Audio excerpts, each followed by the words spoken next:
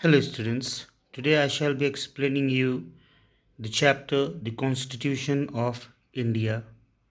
Now, you'll have to understand this chapter very nicely because this chapter will be useful for you all when you all reach the senior section, that is the senior classes.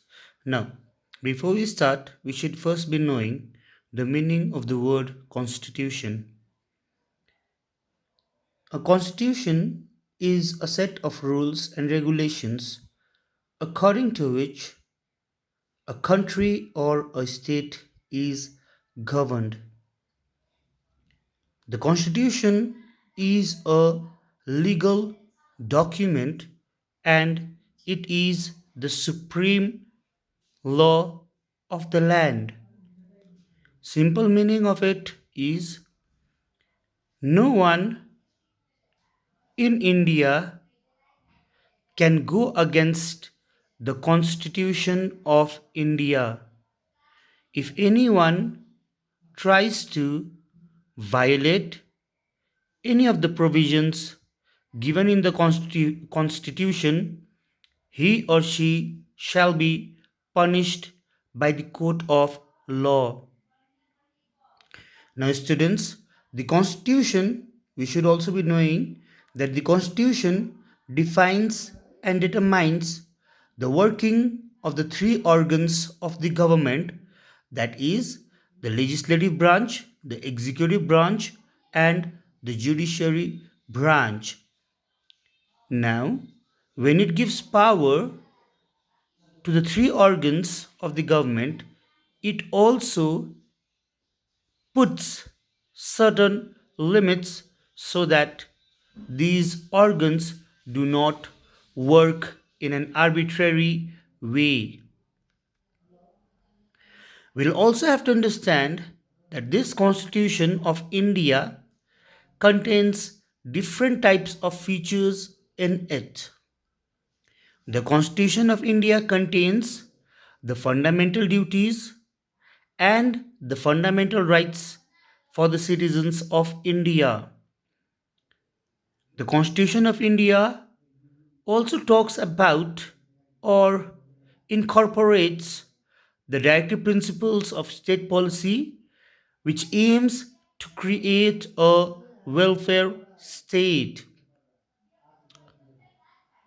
The Constitution of India is a written constitution.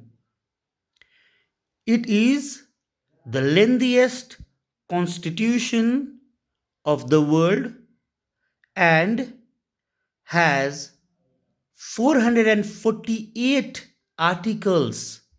448 articles and 12 schedules. It deals with different aspects of governance.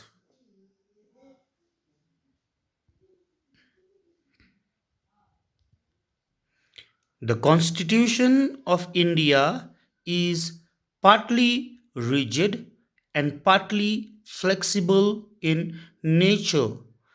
Now, students, when I say that the Constitution of India is partly rigid and partly flexible in nature, what I mean is that there are some parts of the Indian Constitution that can be easily amended or changed by a simple majority votes, whereas there are some parts in the Indian Constitution which require a vast majority for it to be amended or changed. That means some part of the constitution can be changed very easily, that is flexible, and some parts of the Indian constitution cannot be changed easily, that is rigid.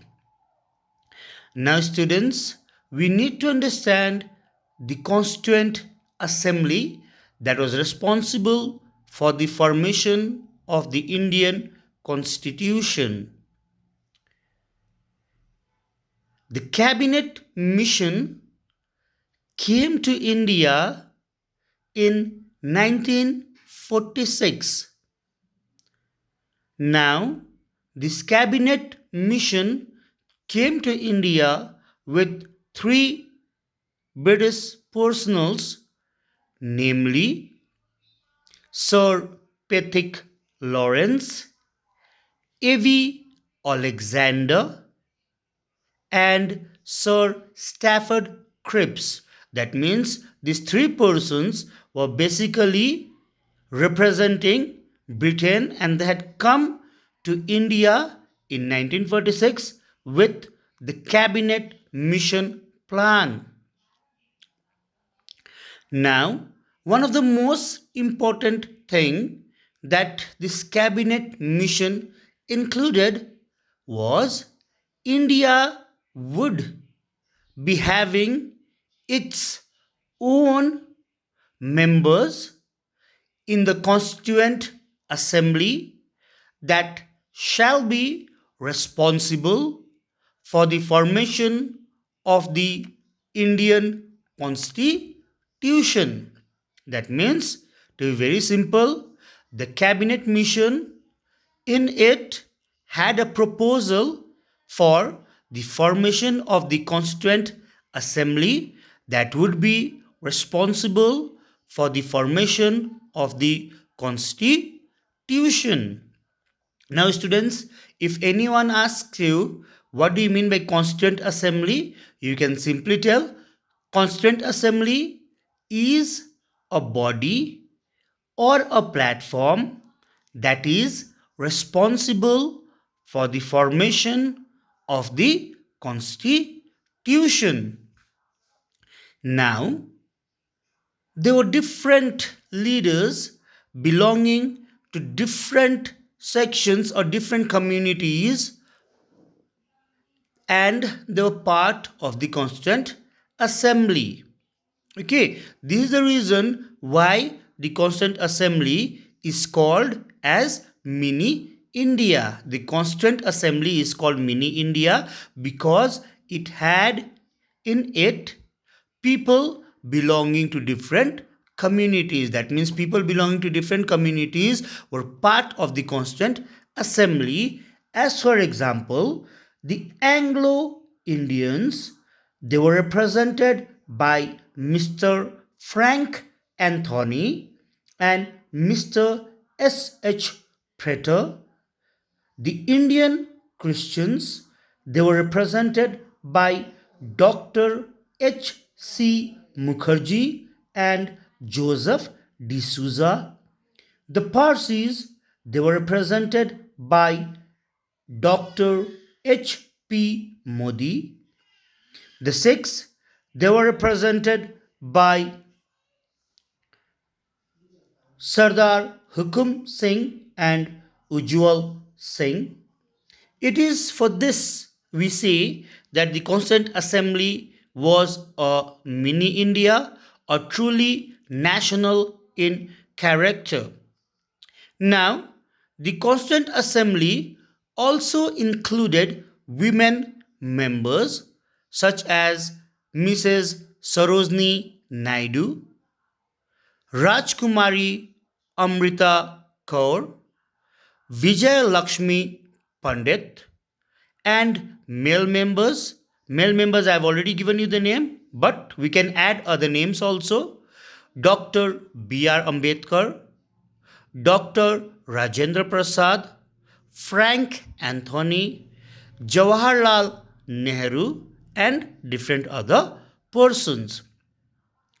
Now, the Constituent Assembly on 29th August 1947 appointed a drafting committee, and the work of this drafting committee was to draft a constitution for India. That means this drafting committee, what would it do? It would draft the constitution for India. Okay, and the chairman of this drafting committee was Dr. B.R. Ambedkar. Okay, so what are we having? We are finally having, after lots of hard work, that means the members of the Constituent Assembly, after working for almost 3 years, to be very precise, 2 years, 11 months, and 17 days. 2 years, 11 months, and 17 days. Finally, form the Constitution of India. That means after a very hard work of 2 years, 11 months, and 17 days, India has its own constitution.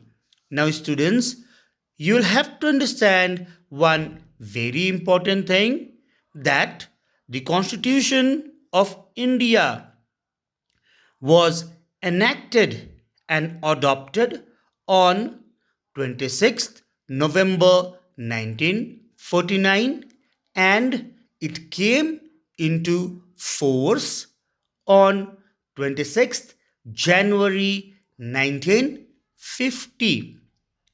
26th January 1950 is the day when our constitution came into force and India was declared as a sovereign, democratic, and a republic country. That means India was now a truly free and an independent country which did not depend upon any external powers, and Indian government could do its own work in an independent way.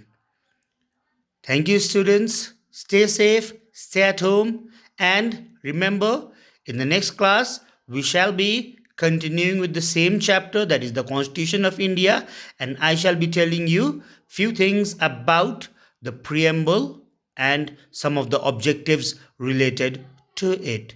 Thank you, students.